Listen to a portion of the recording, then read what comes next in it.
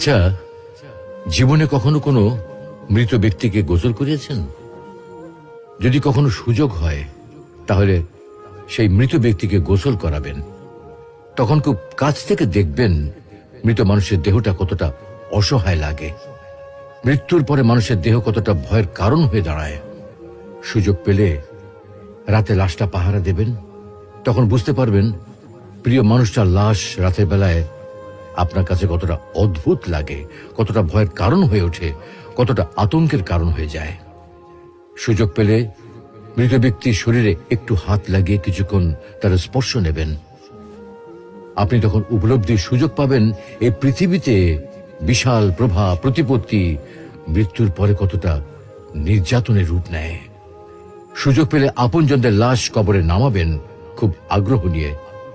শেষবারের মতো মৃতদেহের মুখটি একবার